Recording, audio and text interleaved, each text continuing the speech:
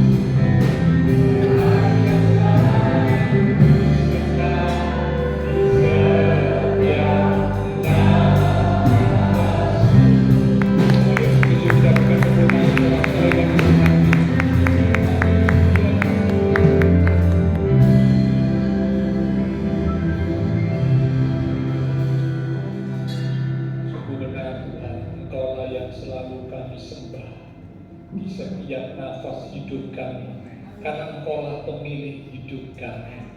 Terima kasih buat kesempatan pagi hari ini kami umat Tuhan datang di rumah Tuhan dengan hati penuh syukur dan sukacita telah kami sampaikan pujian kami. Biarlah pujian kami boleh menyenangkan hati Tuhan. Bahkan Kau berkenan hadir di tengah-tengah ibadah kami sesuai dengan janji firman-Mu. 2-3 orang bersekutu di dalam nama Tuhan Yesus, maka Tuhan ada di tengah-tengah kami. Kami hargai, kami hormati kehadiran Tuhan. Kami buka hati kami lebih lagi. Kami mau duduk diam untuk kembali belajar kebenaran firman Tuhan. Mari urapi setiap kami yang kudus. Biarlah dengan hati yang rindu, hati yang haus akan firman Tuhan, kami boleh menerima pesan Tuhan. Sehingga firman Tuhan semakin mengubah hidup kami, bahkan membimbing, menuntun dan mendewasakan iman rohani kami. Sehingga hidup kami boleh semakin berkenan di hati Tuhan. Roh Kudus, melalui pula hamba-Mu yang terbatas, taruh pikiran dan perkataan Kristus pada diri hamba-Mu. Bila Tuhan yang berkata-kata melalui mulut bibir hamba-Mu, sampaikan pesan Tuhan dari setiap kami saat ini. Kami umat-umat Tuhan siap untuk menerimanya. Di dalam nama Tuhan Yesus Kristus, semua yang siap diberkati dengan firman Tuhan bersama kita berkata amin. Silakan kepada saudara. Shalom, ya, puji Tuhan. Seberapa kita yang hadir pagi ini, saya percaya ya kita datang dengan penuh kesungguhan di hadapan Tuhan, maka Tuhan siap untuk melimpahkan berkat dan anugerahnya buat setiap kita yang bersungguh hati mencari Tuhan, ya. Karena ini memang musim liburan, ya, banyak teman-teman seiman kita yang sedang bepergian ataupun mungkin juga saudara yang akan bepergian, ya. Kita berdoa Tuhan menyertai perjalanan sampai kembali dengan selamat. Pagi hari ini kita akan sama-sama belajar kebenaran firman Tuhan. Judul renungan firman Tuhan pada hari ini adalah tersandung. Tersandung. Orang yang tersandung sesuatu biasanya akan jatuh.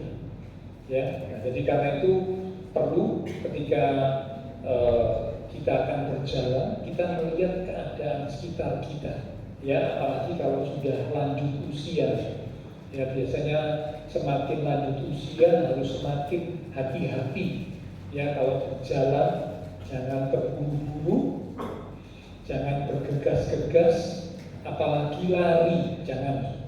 Ya, karena Pak, biasanya semakin lanjut usia itu biasanya kurang awas, mata penglihatan kurang awas, refleks juga berkurang. Ya, biasanya mudah sekali untuk jatuh. Ya, apalagi tiba-tiba mungkin badan ini lemes gitu ya, kekurangan tenaga dan sebagainya, itu bisa jatuh. Nah, jadi karena itu hati-hati, ya. Jadi saya titip pesan buat yang sudah semakin lanjut usia, kalau berjalan jangan terburu-buru, ya.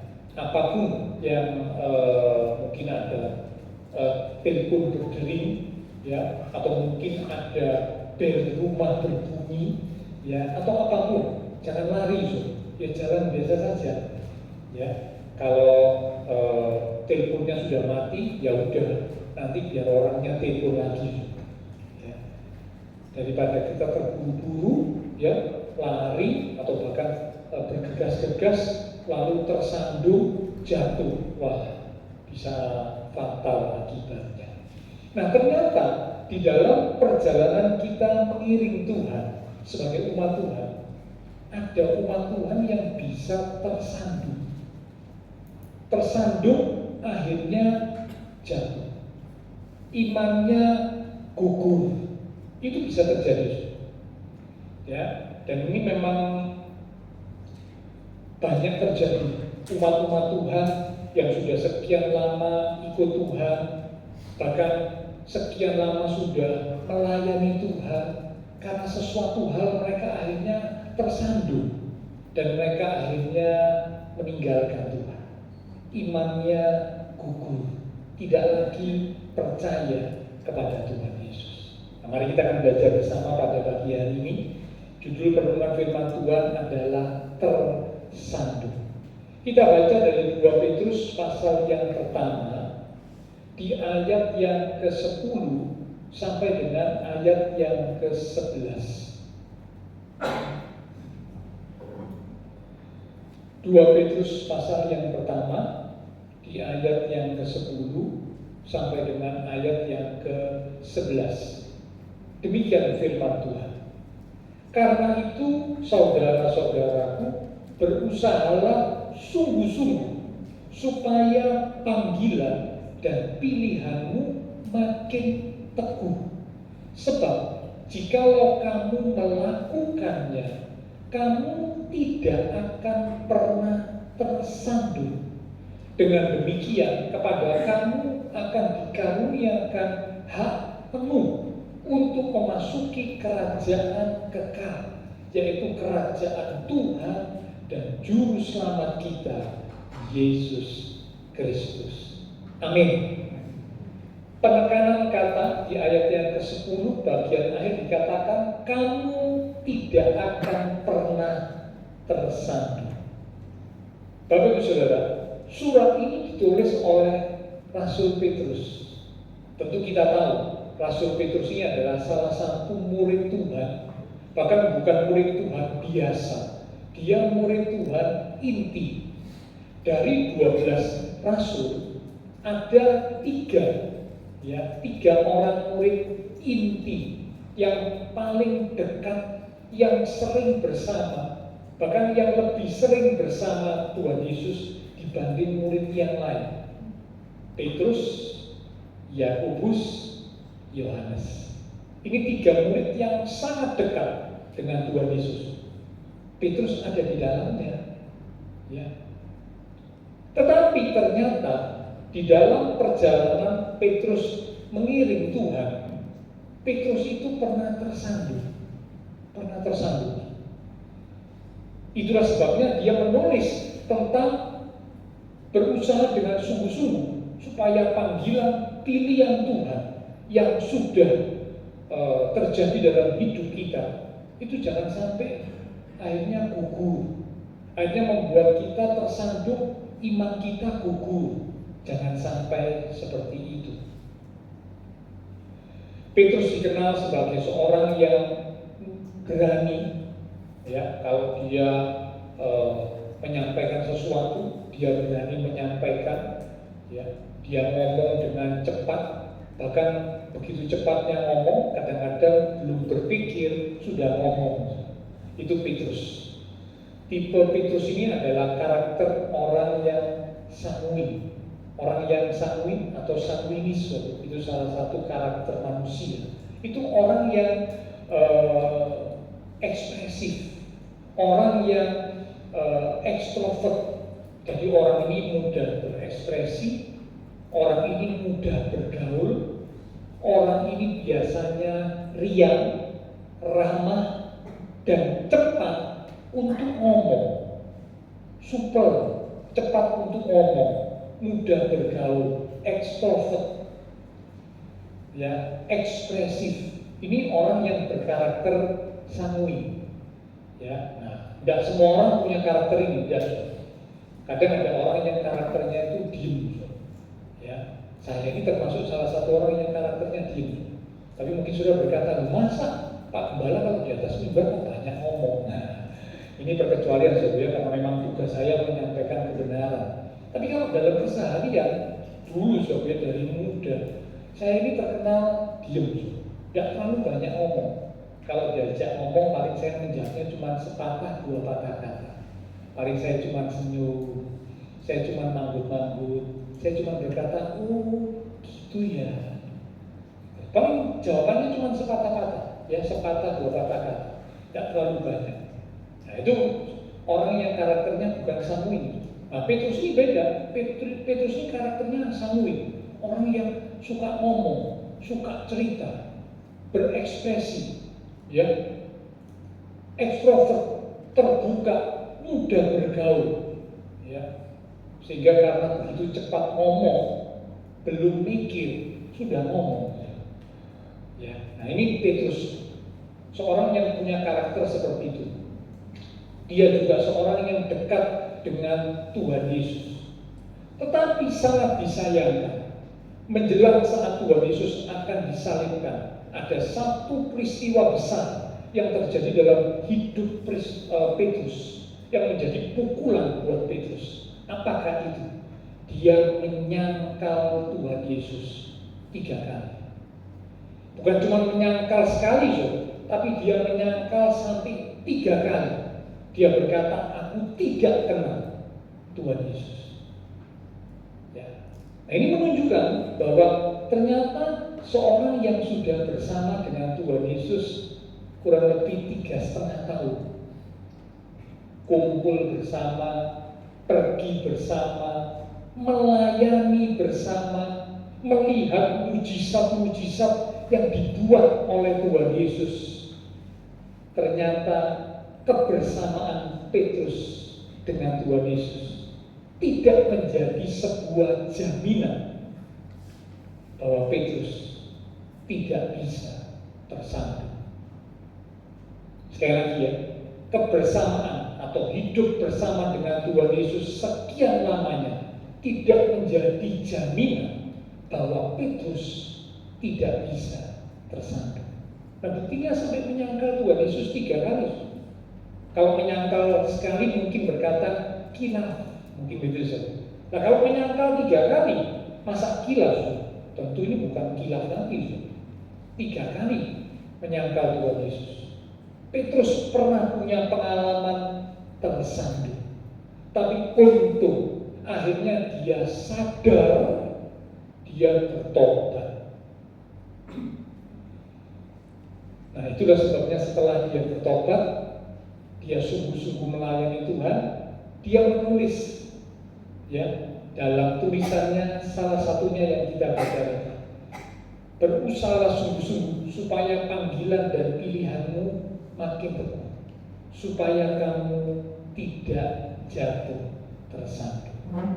Nah, sekarang kita akan belajar, mengapa Petrus sampai tersandung? Apa sebabnya? Ya, tentu orang yang jatuh tersandung itu ada prosesnya, tidak langsung. Proses kejatuhan seseorang itu tidak langsung, ada tahapannya. Nah, kita akan lihat, sehingga diharapkan dengan mengetahui hal ini, Bapak, Ibu, Saudara dan saya bisa ekstra waspada.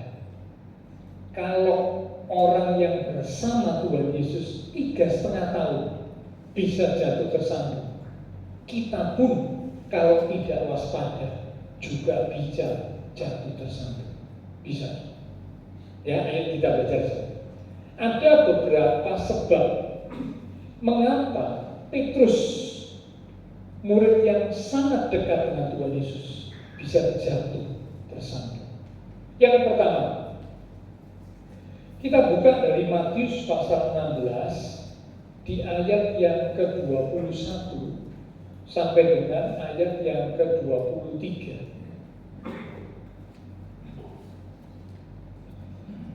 Matius pasal 16 di ayat yang ke-21 mulai. Judul perikop pemberitahuan pertama tentang penderitaan Tuhan Yesus dan syarat-syarat mengikut Dia. 21.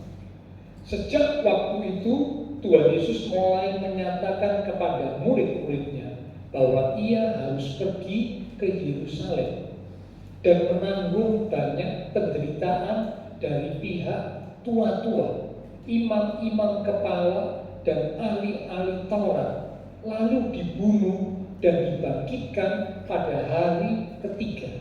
Stop, jangan tutup dulu ya, nanti kita lanjut. Jadi ini Tuhan menyatakan apa yang akan terjadi terhadap dirinya. Dan memang betul, akhirnya digenapi. Karena memang untuk itulah Tuhan Yesus datang ke dunia, mati di atas kayu salib.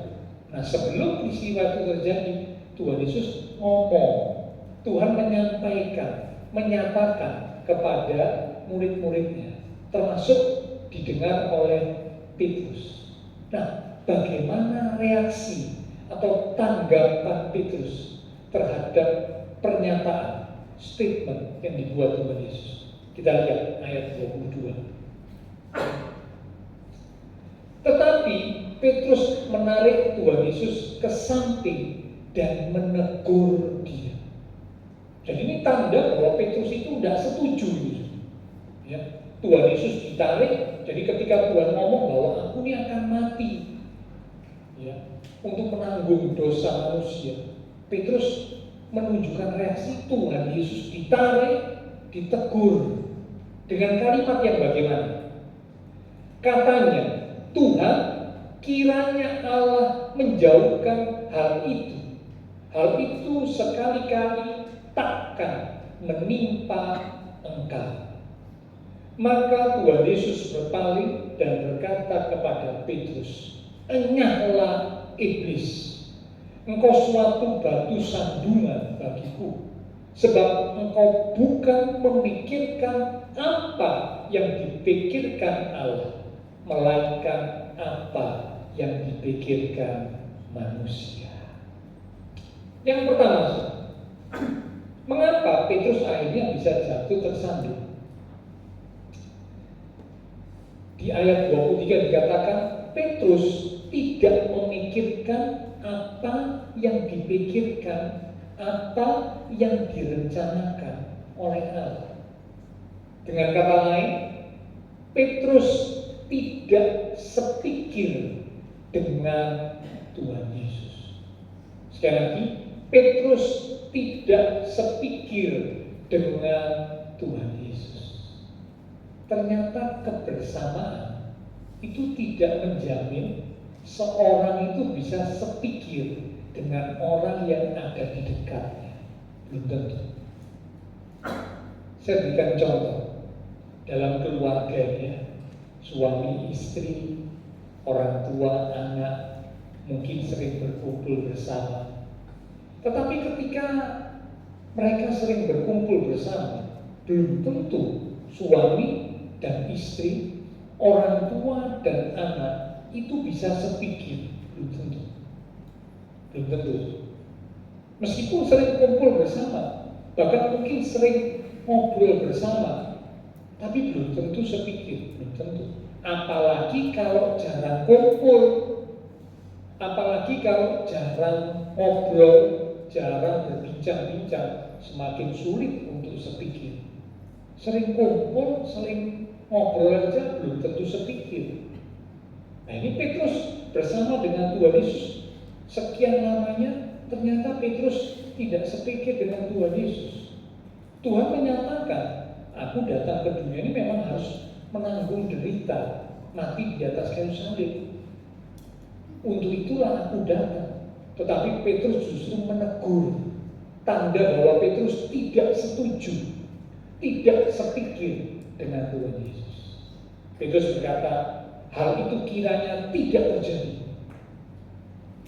Sekali-kali hal itu tidak akan menimpa engkau, Tuhan.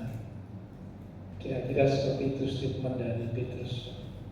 Tidak sepikir dengan Tuhan Yesus menjadi penyebab awal mengapa Petrus akhirnya tersandung dan jatuh. Mengapa Petrus akhirnya menyangkal Tuhan Yesus? Karena ternyata Petrus tidak sepikir dengan Tuhan Yesus. Nah, memang sepikir dengan Tuhan Yesus berarti kita harus belajar mengerti firman Tuhan. Kalau umat Tuhan tidak bertumbuh dalam mengerti firman Tuhan, bagaimana bisa mengerti pikiran Kristus? Bagaimana bisa sepikir dengan Kristus? Tidak mungkin. Harus bertumbuh di dalam pengertian, dalam pengenalan akan Tuhan, pengertian akan firman Tuhan harus bertumbuh, baru bisa mengerti pikiran Kristus dan akhirnya sepikir dengan Tuhan Yesus. Kalau tidak bertumbuh dalam pengenalan akan Tuhan, tidak bertumbuh di dalam pengertian akan firman Tuhan, tidak akan pernah bisa mengerti pikiran Kristus. Dan akhirnya tidak akan pernah bisa sepikir dengan Tuhan Yesus. Filipi pasal 2 di ayat yang kelima, kita lihat saudara-saudara ya. Filipi pada pasal yang kedua di ayat yang 5. Hendaklah kamu dalam hidupmu bersama menaruh pikiran dan perasaan yang terdapat juga dalam Kristus Yesus. Dikatakan dalam hidup bersama, mengiring Tuhan, melayani Tuhan. Taruh pikiran dan perasaan yang terdapat dalam Kristus. Dengan kata lain, miliki pikiran dan perasaan Kristus. Ini tulisan Rasul Paulus, ya. Kalau umat Tuhan tidak memiliki pikiran dan perasaan Kristus, nanti jadi seperti kayak Petrus saja. Tuhan sudah punya rencana Tuhan harus terjadi, rencana Tuhan harus digenapi, tapi kita nggak setuju, kita protes, kita melawan, kita nggak terima, kita kecewa, kita marah kepada apa yang Tuhan kehendaki dalam hidup kita. Karena apa? Kita tidak sepikir dengan Tuhan Yesus. Nah, mari kita bertumbuh, semakin bertumbuh dan bertumbuh ke arah Kristus. Ya, kitab Efesus pada pasal yang keempat. Efesus pasal yang keempat di ayat yang ke-15. Efesus 4 ayat 15. Tetapi dengan teguh berpegang kepada kebenaran. Teguh berpegang berarti tidak diombang-ambingkan, tidak mudah ditipu, tidak mudah disesatkan, karena teguh berpegang kepada kebenaran. Lanjut, di dalam kasih kita bertumbuh di dalam segala hal ke arah Dia, Kristus yang adalah kepala. Dikatakan bertumbuh ke arah Kristus yang adalah kepala. Tuhan mau sebagai umat Tuhan, Bapak Ibu, saudara saya harus bertumbuh ke arah Kristus. Semakin lama semakin bertumbuh ke arah Kristus. Saya pun sedang belajar. Kalau ditanya apakah sudah sempurna, oh belum. Saya masih jauh dari sempurna. Tapi saya sedang belajar bertumbuh. Ke arah siapa? Ke arah Kristus. Semakin mengerti pikiran Kristus, semakin sepikir dengan Tuhan Yesus. Sehingga kalau Kristus menyatakan kehendaknya, menyatakan rencananya, kita nggak menolak, kita nggak menentang. Seperti yang dilakukan oleh Petrus. Enggak. Mengapa? Karena kita bertumbuh ke arah Kristus yang adalah kepala. Ya, ayo jemaat Tuhan, sama-sama saya ajak kita bertumbuh ke arah Kristus. Semakin mengerti apa yang menjadi kehendak Tuhan, bertumbuh dalam pengenalan akan Tuhan, bertumbuh di dalam pengenalan akan firman Tuhan, ya, sehingga kita bisa mengerti pikiran Kristus. Dan akhirnya bisa sepikir dengan Kristus. Yang kedua, apa sebab Petrus jatuh tersandung? Kalau yang pertama tidak sepikir dengan Tuhan Yesus, dia menentang, ya, dia tidak setuju dengan apa yang Tuhan Yesus sampaikan. Yang kedua, Matius pasal 26 di ayat yang ke-30.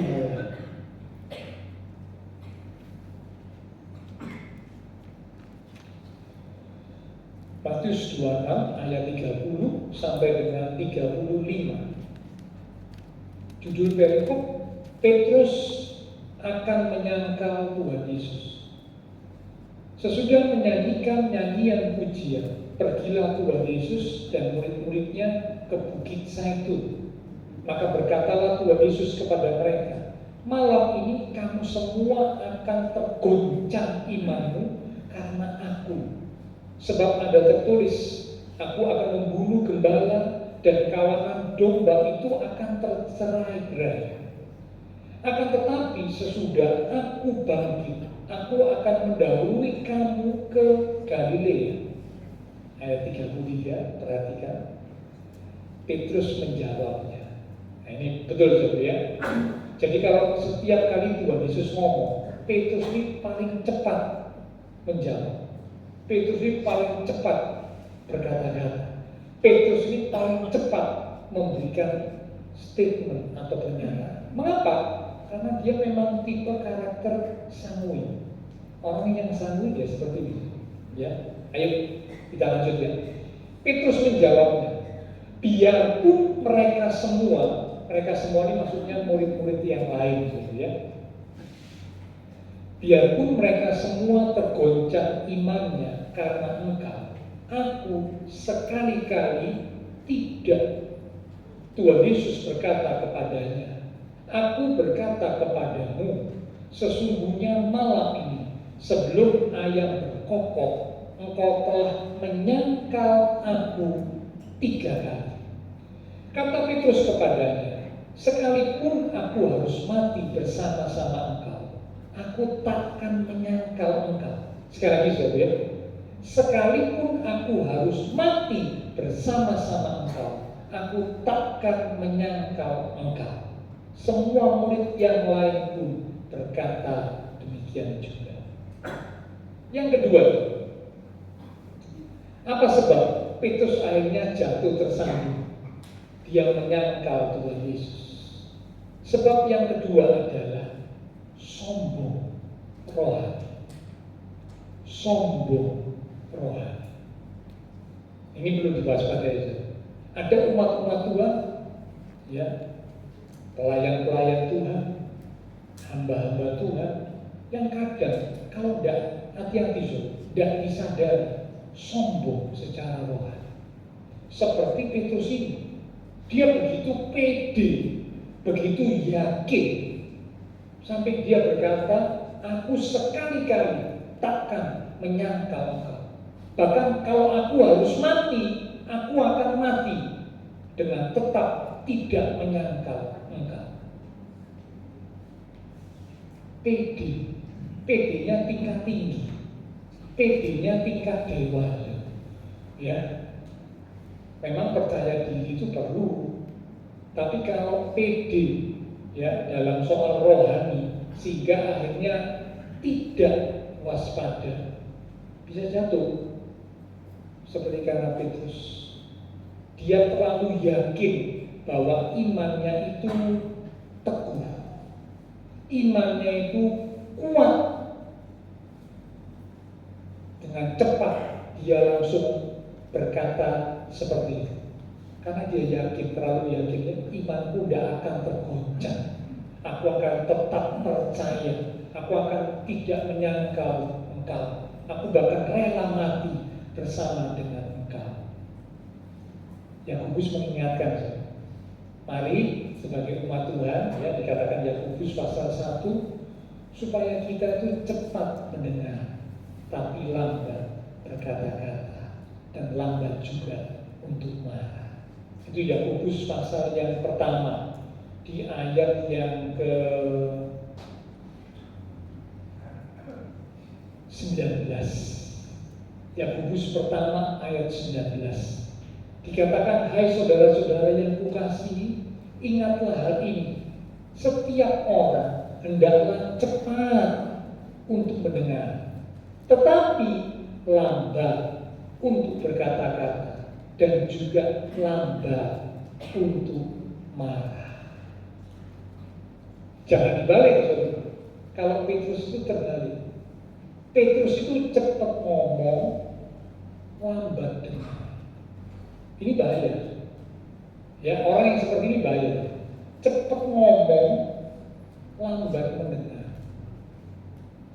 Yakobus mengingatkan, firman Tuhan mengingatkan, cepat mendengar, lambat ngomong, lambat juga untuk marah. Ya, jadi kalau ada sesuatu ya sudah, kita dengar dulu. Ya, kita nggak cepat bereaksi, nggak cepat berkata, nggak cepat menjawab, nggak cepat menyanggah, apalagi sampai adu argumentasi. Yakobus mengingatkan jangan. Ya, dengar dulu, cepat untuk mendengar. Jadi Petrus ini Dia merasa begitu yakin bahwa imannya teguh. Dia merasa bahwa dirinya itu kuat, imannya itu kuat, tidak akan goncang, tidak akan gugur.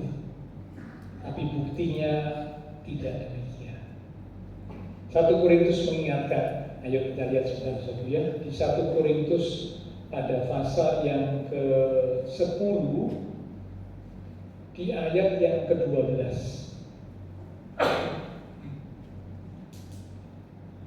1 Korintus 10 ayat yang ke-12. Demikian firman Tuhan. Sebab itu siapa yang menyangka bahwa ia teguh berdiri, jadi menyangka bahwa dirinya kuat, dirinya teguh imannya. Nah, ini diingatkan ya.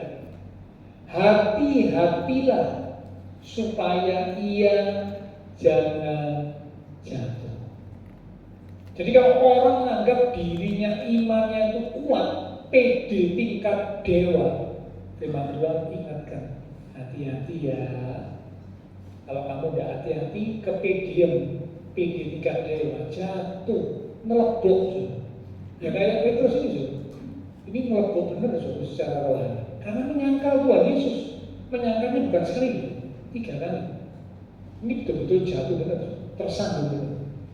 Dia terlalu yakin bahwa dirinya itu orang yang kuat imannya. Bahkan dia meremehkan yang lain. Dia berkata, mungkin yang lain bisa meninggalkan kok, tapi aku sekali-kali tidak.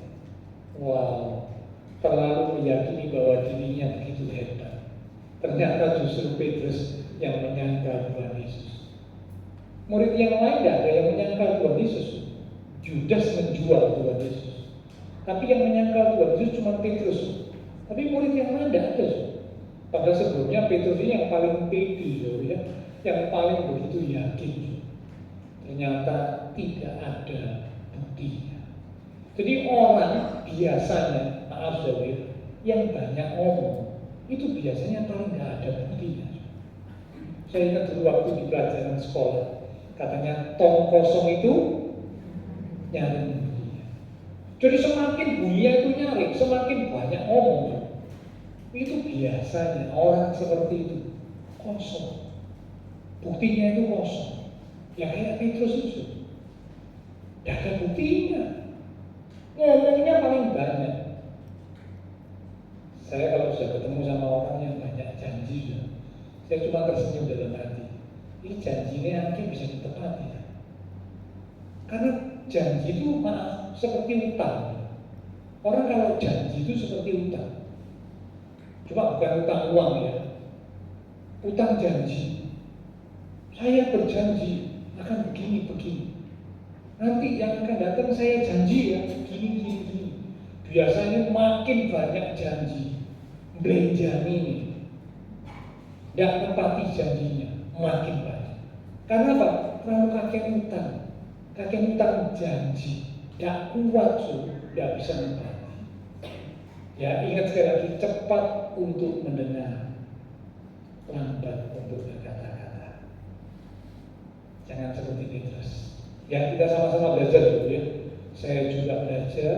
Saya ngajak Bapak Ibu Saudara sama-sama belajar supaya kita jangan tersandung dan jatuh seperti Petrus.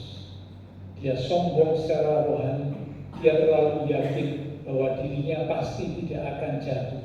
Ternyata justru Petruslah yang akhirnya menyangkal Tuhan Yesus sampai 3 kali. Ini sebab yang kedua, ya, sombong secara rohani. Seperti padi, makin berisi, makin merunduk. Bulir padi itu kalau berisi, itu bulir padi itu semakin merunduk. Tapi bulir padi yang tegak berdiri itu biasanya kosong. Nah, mari kita umat Tuhan juga demikian. Kalau firman Tuhan semakin memenuhi hati dan hidup kita, semakin berisi, semakin diisi dengan firman Tuhan, semakin merunduk, semakin rendah hati. Ya, itu yang Tuhan mau. Karena Allah mengasihani orang yang rendah hati. tapi Allah menentang orang yang sombong. Kesombongan, kecongkakan, tinggi hati mendahului kejatuhan dan kehancuran. Ya, ini yang kedua, sombong secara rohani. Yang ketiga, apa sebab Petrus akhirnya tersandung dan jatuh sampai menyangkal Tuhan Yesus 3 kali? Yang pertama sebabnya karena Petrus tidak sepikir dengan Tuhan Yesus. Sebab yang kedua, Petrus sombong secara rohani. Sebab yang ketiga, kita baca Matius pasal 26 di ayat yang ke-37 mulai. Matius pasal 26 di ayat yang ke-37 mulai. Dan ia di sini Tuhan Yesus membawa Petrus dan kedua anak Zebedeus itu yaitu Yohanes dan Yakobus sertanya. Maka mulailah ia merasa sedih dan gentar. Lalu katanya kepada mereka, hatiku sangat sedih, seperti mau mati rasanya. Tinggallah di sini dan berjaga-jagalah dengan aku. Sekali lagi, berjaga-jagalah dengan aku. Maka ia maju sedikit, lalu sujud dan berdoa. Katanya, ya Bapakku, jikalau sekiranya mungkin, biarlah cawan ini lalu daripadamu. Tetapi janganlah seperti yang ku kehendaki, melainkan seperti yang engkau kehendaki. Setelah itu ia kembali kepada murid-muridnya itu dan mendapati mereka sedang tidur. Dan ia berkata kepada Petrus, ya. Jadi padahal ini yang tidur ini 3 orang, Petrus, Yakobus, Yohanes sama-sama tidur. Ya. Tuhan bilang berjaga-jaga, tapi 3 muridnya sama-sama tidur, tertidur, tidak bisa berjaga-jaga. Tapi anehnya Tuhan ngomongnya kepada Petrus, aneh. Ya, jadi Tuhan Yesus sungguh-sungguh tahu apa yang akan terjadi pada Petrus. Petrus akan tersandung, Tuhan itu tahu. Itulah sebabnya Tuhan ngomong kepada Petrus. Apa yang Tuhan katakan? Kita lihat. Tidakkah kamu sanggup berjaga-jaga 1 jam dengan aku? Berjaga-jagalah dan berdoalah, supaya kamu jangan jatuh ke dalam pencobaan. Roh memang menurut, tetapi daging lemah. Sebab yang ketiga, mengapa Petrus ini akhirnya jatuh tersandung? Karena Petrus tidak berjaga-jaga. Tidak berjaga-jaga. Padahal Tuhan bilang berjaga-jagalah supaya kamu jangan jatuh. Ketika Tuhan Yesus agak jauh dari 3 murid intinya berdoa, balik, muridnya tidak berjaga-jaga, malah tidur, lengah. Nah, kita umat Tuhan diingatkan, jangan sampai lengah. Musuh kita itu iblis, digambarkan seperti singa yang mengaum. Ayo kita lihat ayatnya ya. 1 Petrus pasal yang ke-5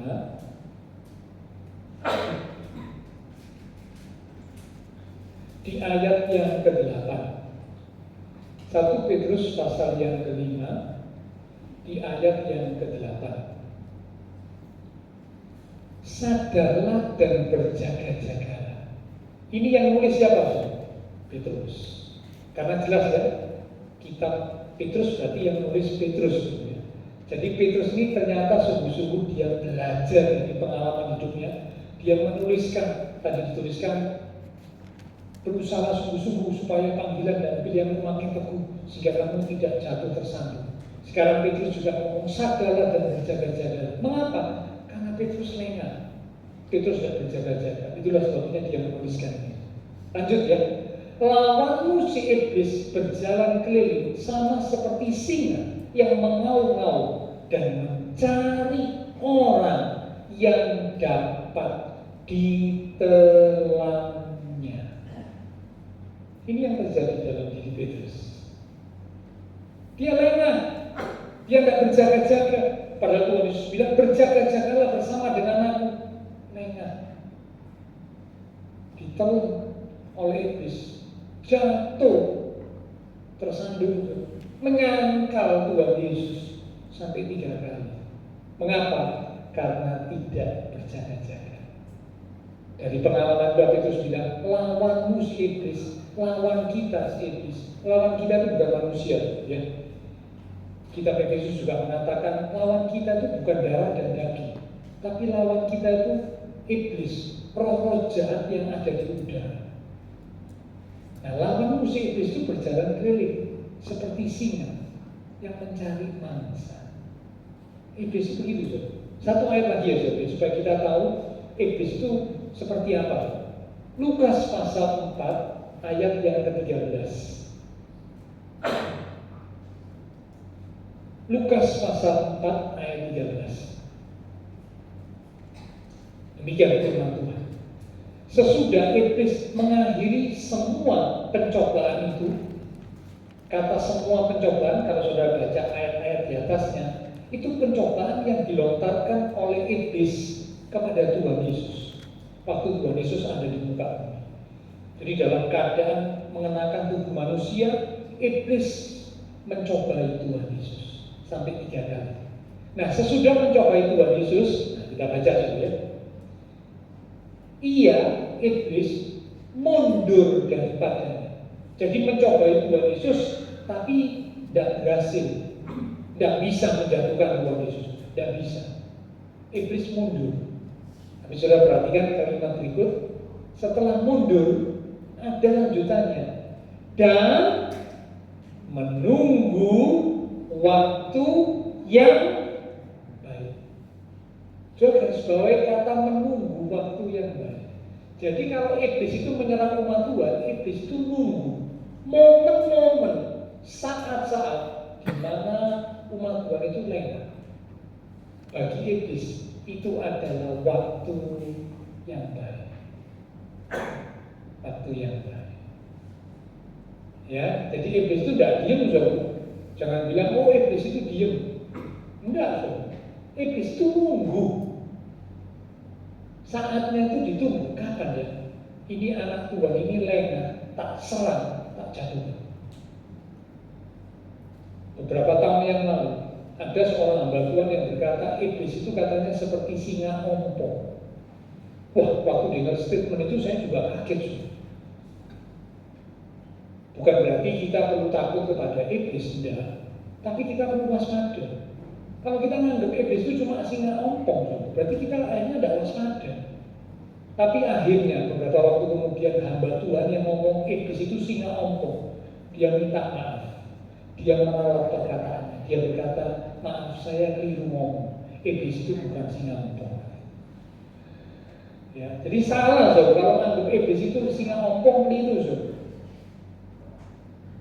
Memang Tuhan Yesus sudah mengalahkan iblis, tapi iblis masih bisa menyerang dan menjatuhkan kita. Bisa.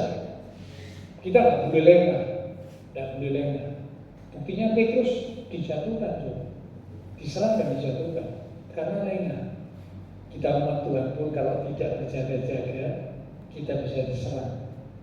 Berjalan keliling seperti singa, cari mangsa, nunggu waktu yang baik untuk bisa menyerang dan menjatuhkan umat Tuhan. Itu tujuan iblis. Ya. Nah, jadi karena itu, mengapa Petrus jatuh tersandung? Yang ketiga, karena Petrus tidak sanggup berjaga-jaga. Oke, sekarang yang keempat, yang terakhir. Mengapa Petrus akhirnya jatuh tersandung sampai menyangkal Tuhan Yesus 3 kali?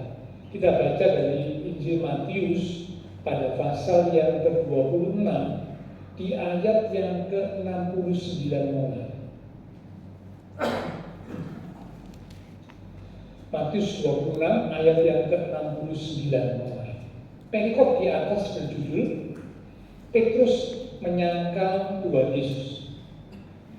Sementara itu Petrus duduk di luar halaman. Maka datanglah seorang hamba perempuan kepada Petrus, katanya, engkau juga selalu bersama-sama dengan Yesus, orang Galilea itu. Tetapi ia di sini Petrus, menyangkalnya di depan semua orang, katanya, aku tidak tahu apa yang engkau maksud. Ya. Jadi waktu itu ketika Tuhan Yesus ditangkap, dibawa, diadili, Petrus ini ikut dari jauh.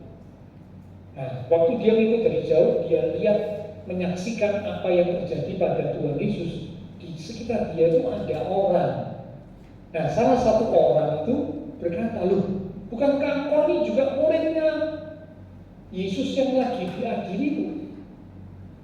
Petrus menjawab, aku tidak tahu apa yang engkau maksud.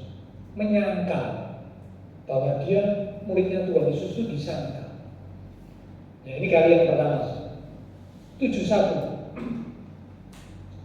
Ketika ia pergi ke pintu gerbang, seorang hamba lain melihat Petrus dan berkata kepada orang-orang yang ada di situ, orang ini maksudnya Petrus, bersama-sama dengan Yesus orang Nazaret itu.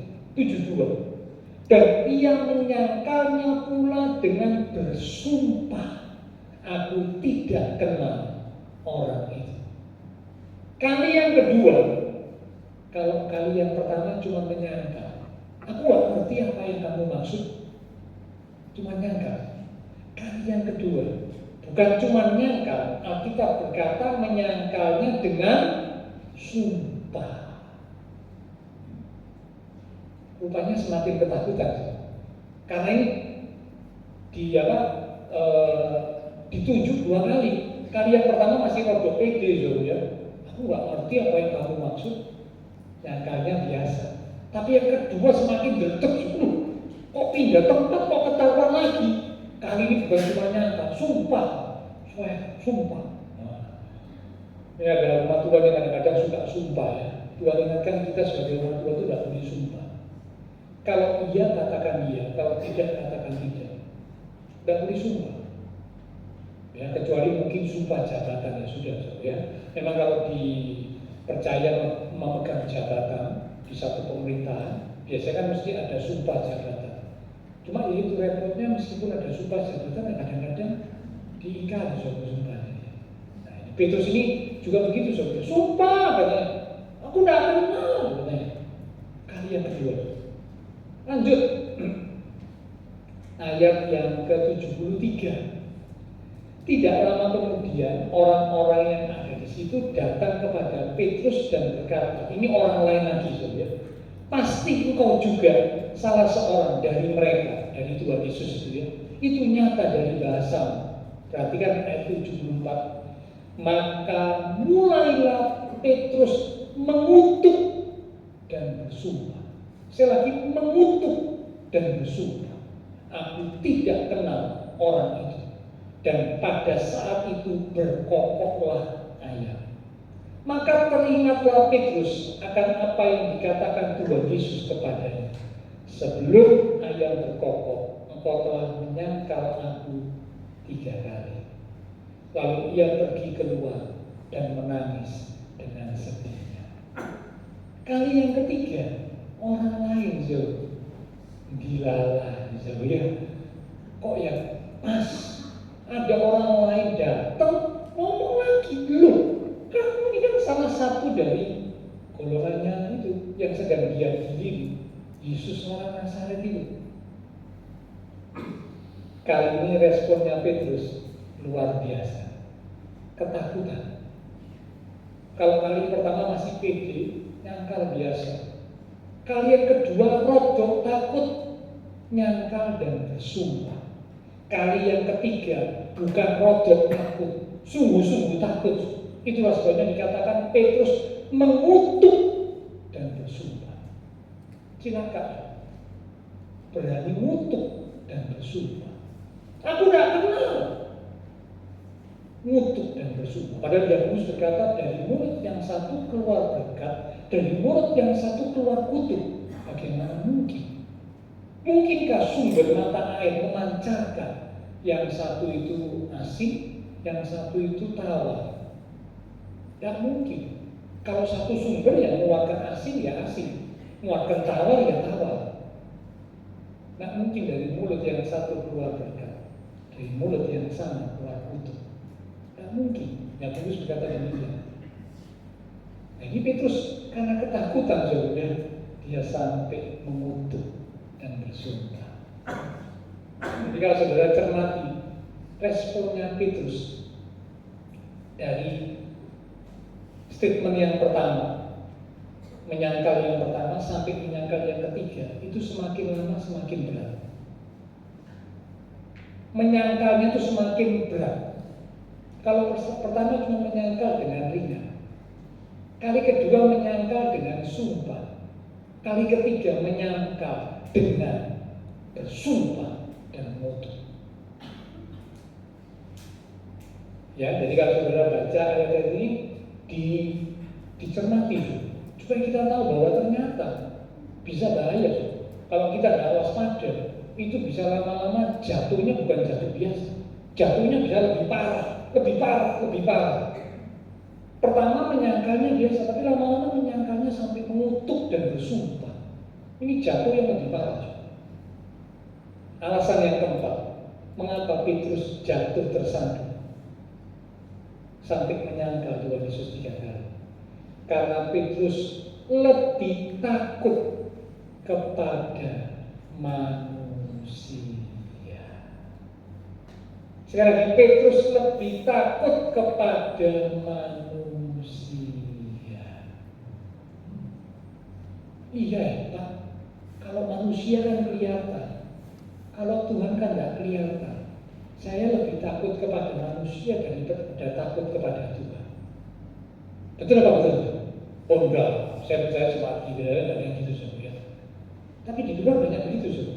Kalau sama Tuhan tidak takut, tapi kalau sama manusia takut. Tidak ada istri, tidak ada suami selingkuh. Tapi kalau ada istri, ada suami alim. Soalnya takut sama istri atau suami. Nah, ini kumpulan orang-orang yang takut suami, takut istri. Tidak perlu takut sama manusia, buat apa? Takut sama Tuhan. Ya, Injil Matius mencatat ayat kita lihat ya, Matius pasal 10 ayat 28. Matius pasal 10 ayat 28. Ini ayat-ayat yang hampir terakhir. Matius 10 ayat 28. Dan janganlah kamu takut kepada mereka yang dapat membunuh tubuh, tetapi yang tidak berkuasa membunuh jiwa. Takutlah terutama kepada Dianya yang besar, kepada Allah, kepada Tuhan yang berkuasa membinasakan baik jiwa maupun tubuh di dalam neraka. Jangan takut sama manusia. Jangan. Takutlah kepada Tuhan. Kalau manusia paling banter, itu cuma bisa membunuh tubuh. Itu manusia. Mungkin karena orang yang punya kuasa ya, lalu dia melakukan pembunuhan. Ya, cuma bisa membunuh tubuh, tapi tidak bisa membunuh jiwa, tidak bisa membunuh roh, tidak bisa. Tapi Tuhan berkuasa membinasakan tubuh, jiwa, dan roh. Nah, umat Tuhan, ayo kita ngerti ini dengan baik. Jangan jadi kayak Petrus. Petrus cuma takut sama manusia. Karena takut sama manusia, dia bilang, aku tidak kenal. Kali kedua bukan cuma bilang, dengan bersumpah, sompret katanya, aku tidak kenal. Kali ketiga bukan cuma sumpah, sompret, ngutuk, aku tidak kenal. Lebih takut sama manusia daripada takut kepada Tuhan. Satu ayat lagi, ya. Kisah Para Rasul pasal yang kelima di ayat 29. Kisah pasal 5 ayat 29. Tetapi Petrus dan rasul-rasul itu menjawab. Apa yang dijawab, yang diucapkan oleh Petrus? Katanya, kita harus lebih taat kepada Allah daripada kepada manusia. Nah, saudara kalau baca ini jangan keliru ya. Saudara baca ini, saudara ngomong gini, Petrus itu munafik. Oh, keliru saudara. Oh, buktinya berdiri manusia, takut deh manusia sampai menyangkal. Ini kok ngomong jangan harus lebih taat kepada Allah daripada kepada manusia. Oh, Petrus itu munafik. Enggak. Kalau saudara membaca dengan seksama, Sesudah Petrus jatuh sampai menyangkal Tuhan Yesus 3 kali, Petrus sadar, bertobat. Kisah Para Rasul, ini kitab yang ditulis sesudah Petrus bertobat. Jadi sesudah Petrus sadar, Petrus bertobat, dia ngomong tentang pengalaman dirinya. Dia ngomong, kita harus lebih taat kepada Allah daripada kepada manusia. Kita harus lebih takut kepada Allah daripada kepada manusia. Kita harus lebih sungkan kepada Allah daripada sungkan kepada manusia. Ya, hati-hati saudara. Kalau kita tidak waspada, kadang-kadang itu kita bisa terjebak dan jatuh lebih sungkan sama manusia, lebih takut kepada manusia, lebih taat kepada manusia daripada kepada Allah. Nah, orang yang seperti itu bahaya, bisa jatuh tersandung seperti kayak Petrus. Ya, ayo saya ajak Bapak Saudara, sekali lagi saya juga belum sempurna. Saya belajar. Saya ngajak Bapak Ibu, ayo sama-sama belajar. Ya, lebih takut, lebih taat kepada Allah daripada kepada manusia. Ya, jadi tidak perlu takut sama manusia.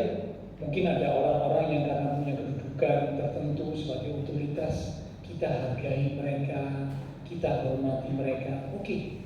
Tapi takut kepada manusia tidak boleh. Takut kepada Tuhan harus. Tapi takut kepada manusia tidak perlu. Manusia itu cuma ciptaan, sama seperti kita. Tuhan itu yang perlu ditakuti, karena Tuhan itu adalah pencipta. Jangan sampai dibalik ya. Kalau dibalik cilaka. Lebih takut sama manusia, lebih taat kepada manusia, lebih sungkan kepada manusia daripada kepada Tuhan. Nah, bahaya. Ini pasti akhirnya nanti orang yang seperti ini, saudara, umat Tuhan yang seperti ini akhirnya pasti jatuh, akhirnya pasti tersandung, pasti. Karena apa? Meremehkan Allah, tidak takut akan Allah, tidak taat kepada Allah. Ya, nah, kita sudah belajar bersama pada pagi hari ini. Ya, mengapa seorang yang sudah bersama-sama dengan Tuhan Yesus 3,5 tahun melihat mujizat yang Tuhan Yesus buat, dengar kata-kata Tuhan Yesus langsung masih bisa jatuh tersandung. Mengapa? Karena alasan yang pertama, tidak sepikir dengan Tuhan Yesus. Tuhan mau supaya kita bertumbuh mengenal Tuhan, bertumbuh mengenal firman Tuhan, ngerti, semakin ngerti pikiran Kristus, dan akhirnya bisa sepikir, setuju dengan pikiran Kristus. Yang kedua, jangan sampai sombong rohani seperti Petrus. Aku gak akan menyangka. Jangan. Ya, siapa yang menyangka dirinya teguh berdiri, hati-hati, jangan sampai jatuh. Pak, kalau saya Pak, sekalipun digoda cewek 10 gak akan jatuh. Hati-hati, so. Kita ini bukan Superman, makan supermie ya, tapi bukan Superman. Jangan takabur, jangan sombong. Jangan nantang-nantang, kalau saya digoda bagaimana pun gak akan jatuh. Sebab saya ini orang yang setia. Itu bodoh saja. Kita ini bukan Superman. Ya, hati-hati. Ya, ada orang yang kuat. Cuma kalau Tuhan bersama kita, itu membuat kita jadi kuat. Tapi kalau tidak bersama Tuhan, Anda akan diri sendiri jatuh. Petrus pun jatuh. Ngomongnya gede, bukti ini nggak ada. Ya, sombong rohani. Yang ketiga, mengapa jatuh tersandung? Karena Petrus tidak sanggup berjaga-jaga, lengah. Pada iblis itu seperti singa, menunggu waktu yang baik, mencari kesempatan menerkam, nyaplok. Nah, kalau tidak sanggup berjaga-jaga, ya jatuh, kayak Petrus jatuh. Dan yang keempat, yang terakhir, mengapa jatuh? Karena lebih takut kepada manusia daripada kepada Tuhan. Ya, setelah sadar bertobat, Petrus berkata kita harus lebih taat kepada Allah daripada kepada manusia. Ayat penutup. Ini benar-benar yang terakhir saudara, kita baca dari kitab Yesaya pasal 40 di ayat yang ke-30 sampai dengan 31. Setelah ini pelayan lebar, silakan kembali maju ke depan. Yesaya 40 ayat 30 sampai 31. Orang-orang muda menjadi lelah dan lesu, dan teruna-teruna jatuh tersandung. Jadi ada kemungkinan ya, bisa jatuh tersandung. Umat Tuhan bisa jatuh tersandung. Seperti kayak Petrus. Nah ini orang muda pun bisa jatuh tersandung. Gitu. Padahal mereka ini biasanya orang yang kuat, tapi masih bisa jatuh tersandung. 31. Tetapi orang yang menanti-nantikan Tuhan, sekali yang menanti-nantikan Tuhan, kata lain menanti-nantikan itu mengandalkan Tuhan, bersandar kepada Tuhan. Orang yang menanti-nantikan Tuhan mendapat kekuatan baru, mendapat kekuatan baru, bukan cuma mendapat kekuatan, tapi dapat kekuatan baru lagi. Mulai lemah dapat kekuatan baru lagi, mulai lemah dapat kekuatan baru lagi. Mereka seumpama raja wali yang naik terbang dengan kekuatan sayapnya. Mereka berlari dan tidak menjadi lesu, mereka berjalan dan tidak menjadi lelah. Amin. Orang yang menanti-nantikan Tuhan, orang yang mengandalkan Tuhan, orang yang menaruh pengharapannya kepada Tuhan, dia mendapat kekuatan yang baru. Amin. Mari kita arahkan pandangan kita sungguh-sungguh tertuju hanya kepada Tuhan. Katakan, Tuhan, Engkaulah andalan hidupku. Bahwa aku bisa masuk di dalam rencana, dan aku rindu rencanamu yang indah itu tergenapi dalam hidupku ya Tuhan. Mataku tertuju padamu.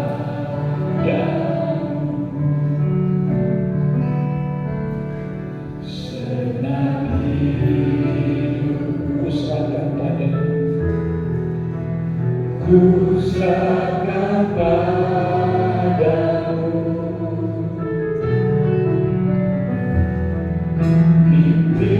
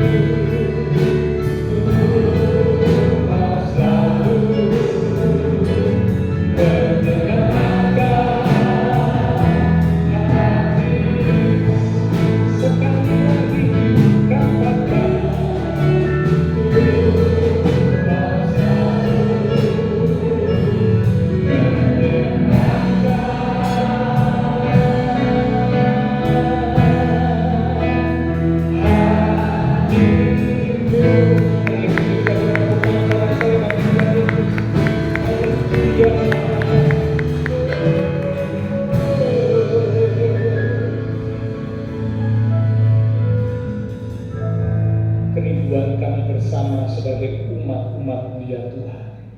Masuk di dalam rencana-Mu, mengikuti rencana-Mu, ada di dalam rencana-Mu, menggenapi rencana-Mu, dan menyenangkan hati Tuhan.